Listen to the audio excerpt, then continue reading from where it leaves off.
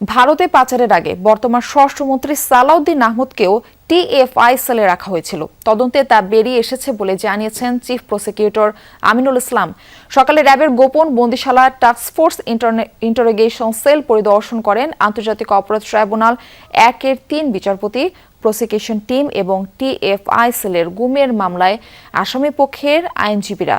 Chief prosecutor বলেন, যারা আয়নাঘরকে আড়াল করার জন্য আলামত নষ্ট করেছেন তাদের কাউকে ছাড় দেওয়া হবে না। টিএফআই সেলের গুমের ঘটনায় করা মানবতা বিরোধী অপরাধের এই মামলায় মোট আসামি 17 জন। তাদের মধ্যে 10 জন অভিযুক্ত সেনা কর্মকর্তা গ্রেফতার আছেন। তারা তখন র্যাবের দায়িত্ব পালন করেছিলেন।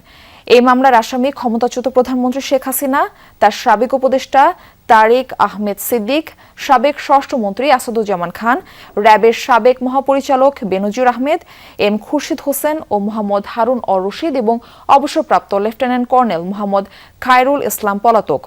এর আগে 21 জুলাই চিফ প্রসিকিউটরের আবেদনের পরিপ্রেক্ষিতে আন্তর্জাতিক অপরাধ ট্রাইব্যুনাল 1-এ টিএফআই সেল পরিদর্শনের আবেদন মঞ্জুর করেন। মাননীয় স্বরাষ্ট্রমন্ত্রী জনাব সালাউদ্দিন আহমেদকে এই র্যাব 1-এর আজকের যে আয়নাঘর, সেখানে কোনো একটি কামরায় তাকেও রাখা হয়েছে এবং পরবর্তীতে ভারতে নিয়ে তাকে ছেড়ে দেওয়া হয়েছে। সেটাও আমরা প্রাথমিক ইনভেস্টিগেশনে আমরা ইতিমধ্যে পেয়েছি। আরও অনেক বিষয় আমরা পর্যায়ক্রমে পাচ্ছি। এই বিষয়ে আরো বিস্তারিত তথ্য জানাতে উত্তরা র্যাব 1 কার্যালয় থেকে আমাদের সঙ্গে যুক্ত হচ্ছেন আমাদের সহকর্মী রাব্বি হোসেন। রাব্বি, র্যাবের টিএফআই সেল পরিদর্শনে গিয়ে বিচারপতি, আইনজীবীরা কি দেখলেন, চিফ প্রসিকিউটর কি জানালেন এই বিষয়ে? মারফি, র্যাবের টিএফআই সেল পরিদর্শন শেষে চিফ প্রসিকিউটর কিছুক্ষণ আগেই কথা বলেছেন। মূলত আজকে র্যাবের গোপন বন্দিশালা টিএফআই সেলের 29টি কক্ষ ছোট বড় মিলিয়ে তারা পরিদর্শন করেছেন। আমরা দেখেছি প্রতিটি কক্ষ 2 ফিটের কম রয়েছে, কিছু কিছু রয়েছে 1.5 ফিট 2 ফিট করে করে, আবার ওয়াশরুমও রয়েছে এক একটির ভেতরে। অর্থাৎ এত ছোট কক্ষে একজন মানুষকে বন্দি করে রাখা হয়েছিল বছরের পর বছর ধরে।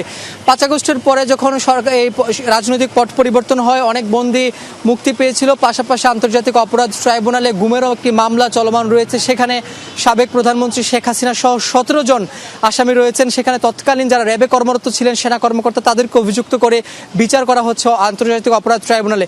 মূলত এই টিএফআই সেল পরবর্তীতে সংরক্ষণ করা হবে কিনা এরকম একটি শঙ্কা থেকেই মূলত ট্রাইব্যুনালে চিফ প্রসিকিউটর এই ট্রাইব্যুনালের বিচারপতিদের কাছে একটা আবেদন করেন যে তারা যাতে সশরীরে এসে তারা যে অপরাধীদের বিচার করছেন বা যাদের যে অভিযুক্তদের বিচার করছেন, যে ঘটনার বিচার করছেন, সেই ঘটনাস্থল যাতে নিজের চোখে এসে তারা পরিদর্শন করে, তারা দেখে সেই বাদ বিবেচনা করেন, সেই বিষয়টি মূলত তাদেরকে জানিয়েছিলেন। পরবর্তীতে সেই আবেদনটি মঞ্জুর করে মূলত আজকে তারা ট্রাইব্যুনালের 1-এ 3 জন বিচারপতি, প্রসিকিউশন এবং অভিযুক্ত সেনা কর্মকর্তাদের যারা আইনজীবী রয়েছেন তাদের সমন্বয়ে মূলত আজকে এই টিএফআই সেল পরিদর্শন করেছেন। পরিদর্শন শেষে গণমাধ্যমের সঙ্গে কথা বলেছেন চিফ প্রসিকিউটর আমিনুল ইসলাম। তিনি বলছিলেন যে এখানে সাবেক যে বিশেষ করে বর্তমান স্বরাষ্ট্রমন্ত্রী সালাউদ্দিন আহমেদকে এই টিএফআই সেলে রাখা হয়েছে। পাশাপাশি বর্তমান সংসদ সদস্য ব্যারিস্টার আরমানকেও এই গোপন বন্দিশালাতেই রাখা হয়েছে। পরবর্তীতে অনেকে এখান থেকে মুক্তি পেয়েছেন। পাশাপাশি অনেকের এখন পর্যন্ত তালিকা বা নিখোঁজের অনেক রয়েছেন, এইরকম কথা বলছেন। তবে এখানে যেহেতু আসামিপক্ষের আইনজীবীরাও উপস্থিত ছিলেন, তারাও মূলত একটি কথা তারা দাবি করছেন যে ট্রাইব্যুনালের সাক্ষীরা যে জবানবন্দি দিচ্ছেন সেই জবানবন্দির সঙ্গে ঘটনাস্থলের আলামতের কিছুই মিল নেই, এরকমটি দাবি করেছেন আসামিপক্ষের আইনজীবীরা। তারা বলছেন গুমের মামলায় যেই সেনা কর্মকর্তাদেরকে অভিযুক্ত করা হয়েছে তাদের সম্পৃক্ততা নেই বলেও আজকেও তারা দাবি করেছেন আসামিপক্ষের আইনজীবীরা। তবে যেহেতু এখানে বিচারপতিরা এসেছেন, এখানে পরিদর্শন করেছেন, এটি বিচারের অংশ হিসেবে একটি মেমোরেন্ডাম অর্থাৎ স্মারক হিসেবে লিপিবদ্ধ করবেন ট্রাইব্যুনালের বিচারকরা। তবে সবশেষে এখানে চিফ প্রসিকিউটর বলেছেন যে এই আয়নাঘর বা এই গোপন বন্দিশালা যারা ধ্বংস করেছেন 5 আগস্টের পরপর যারা গোপন রেখেছিলেন তাদেরকেও আইনের আওতায় এনে বিচার করা হবে বলে বলেছেন চিফ প্রসিকিউটর আমিনুল ইসলাম। তবে যেহেতু আরও একটি অর্থাৎ বিশেষ করে ডিজিএফআইয়ের যে আরেকটি গোপন বন্দিশালা রয়েছে জিআইসি সেল, সেটিও পরিদর্শন করবেন ট্রাইব্যুনালের বিচারক সহ ট্রাইব্যুনাল সংশ্লিষ্ট যারা রয়েছেন। পরবর্তীতে 4 আগস্ট তারিখ নির্ধারণ করা হয়েছে, সেটি হয়তো পরবর্তীতে আরও জানানো সম্ভব হবে। রাব্বি, ধন্যবাদ আপনাকে।